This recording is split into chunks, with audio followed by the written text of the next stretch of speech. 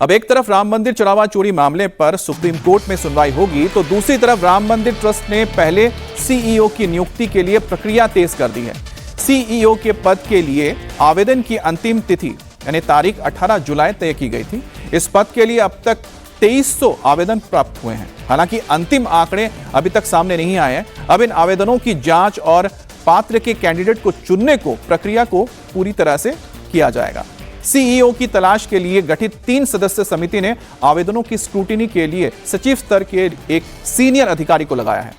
सभी एप्लीकेशन की जांच और अभ्यर्थियों की लिस्ट तैयार करने के बाद चयन समिति अंतिम फेज की प्रक्रिया आगे बढ़ाएगी और इनमें से तीन ऐसे कैंडिडेट होंगे जिन पर आप कह सकते हैं कि आखिरी मुहर लगेगी और उसके बाद चयन होगा कि इनमें से कौन बागडोर संभालेगा राम मंदिर के ट्रस्ट की।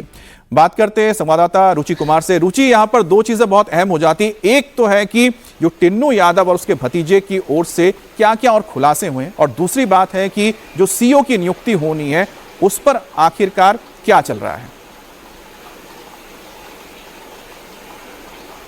ये सीईओ, क्योंकि आपने देखा कि जिस तरह से राम मंदिर में चढ़ावा चोरी हुई, उसमें हमने ये देखा कि प्रोफेशनल हाथ की कमी थी। ट्रस्ट में कोई प्रोफेशनल आदमी नहीं था, जिसकी वजह से ये सारी चीज़ें गड़बड़ हुई।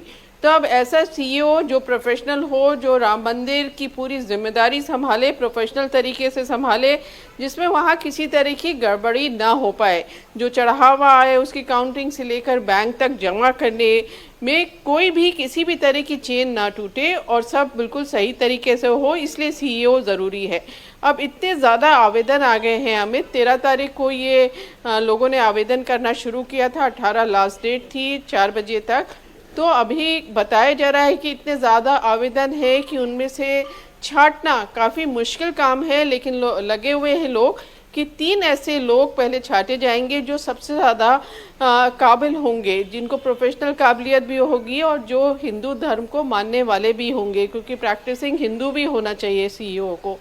तो वो ट्रस्ट के सामने रखा जाएगा, उसमें से एक का सिलेक्शन होगा और जो सेलेक्ट होगा उसको भी ये देखा जाएगा कि राम मंदिर में जिस तरह की पूरी व्यवस्था है, इतने श्रद्धालु मोटे तौर पे रोज़ाना 80,000 से 1 लाख श्रद्धालु वहाँ पे आते हैं, तो वो पूरी चीज़ें देखें कि श्रद्धालुओं को भी कोई दिक्कत ना हो और राम मंदिर चलने में भी किसी तरह की परेशानी ना हो। जो चढ़ावा आए, जो पैसे में आए, कैश में आए या जो सोने चांदी के रूप में आए, प्रक्रिया तो बहुत कठिन हो गई है, क्योंकि आवेदन में जैसा बता रहे हैं कि 2300 से ज्यादा यहां पर आवेदन आ चुके हैं और 18 तारीख आखिरी डेट थी, तो उसके बाद भी और आए होंगे। तो अगर देखा भी जाए तो 2000 से ज्यादा कैंडिडेट्स में 3 काबिल लोगों को चुनना ये अपने आप में एक बहुत बड़ी चुनौती होगी, क्योंकि उसके साथ बहुत सारी स्क्रूटिनी भी करनी है। आप नजर बनाए रखें इस खबर पर, आगे आपसे जरूर अपडेट लेंगे।